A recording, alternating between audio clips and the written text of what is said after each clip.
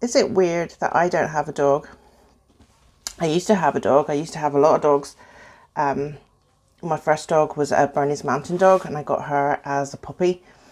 And since then, I've had many, many rescue dogs, many foster dogs have come to stay with me, and they've had training and rehabilitation, and then they've gone on to their new homes.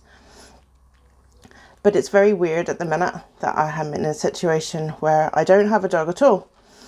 The last dog I had was Wilma, and she was really the least rescued of all my rescue dogs. Her mummy was the rescue. She was pregnant when she got abandoned into the pound, so I took her home so she could have her babies in a safe place, and found homes for her and all of the pups. Also, I thought the people that were due to take Wilma changed their mind at the last minute and they didn't show up. So Wilma just kind of stuck around, and she's been with me ever since.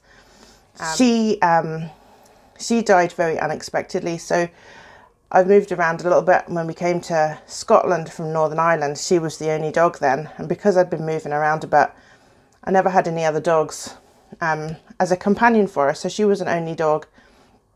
And when I've had dogs in the past, there's always been another one already in the home, so that's been a nice distraction. It's been quite welcome to have that, you know, another dog to come home and keep you going, somebody to care for whenever a dog has either sadly died, or maybe they've gone and left and gone to their own home. Because even though that's really a happy occasion for that dog, it's always really sad when you foster. It's actually a really difficult time because you become very, very attached and very close to a dog. You have to if you're going to rehabilitate them. So for whatever reason they're leaving your house, it's a really, really tricky time. And if you've already got a dog at home, then that really helps.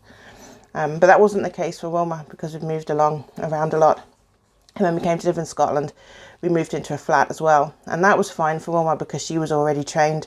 We'd had her for many years and she knew what she was doing. She was all house trained, you know, so there was no real kind of issues with her that way.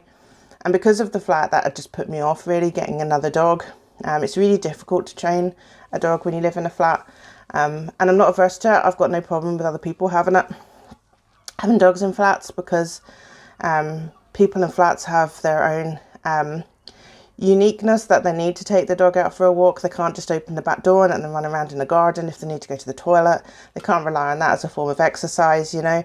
They can't rely on them getting off lead only in the garden. So actually when you live in a flat, it forces you to do more training with your dog. So actually, you know, that's almost better in a lot of ways, but it is an extra pressure.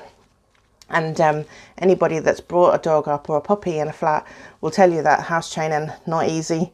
You need to be really dedicated to that, because, you know, running up and down stairs with a puppy that's desperate for a toilet is not simple. So you end up relying on other things which are not ideal, like house training mats and anything.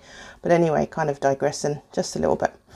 I have no issue with dogs in flats, but I am far too lazy to train a dog when I'm living in a flat. And we never really meant to stay in this flat. You know, we came to Scotland, found a place that was dog friendly, that was easy. The flat was owned by somebody that we knew, so it was just really easy just to come and move into this flat and choose this as a base then to try and come out from. But that never happened. Of course, COVID happened, you know, the big COVID, the good excuse for why nobody did anything.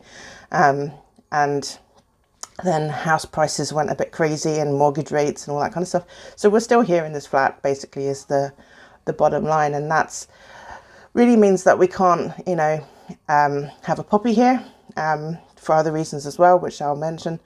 But I would never really want to get a puppy. Whilst I love puppies, of course I do.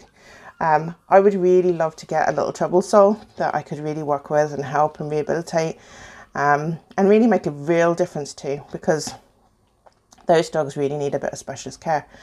And I know how to do all that stuff, but knowing is not enough. Currently, I am rushing around all the time, helping you guys with your dogs. I am out and about doing one-to-ones a lot, so I'm not at home to provide that kind of consistency of training at home. I'm writing courses, I'm writing classes, and all these other things at the moment, which are taking up an awful lot of my time.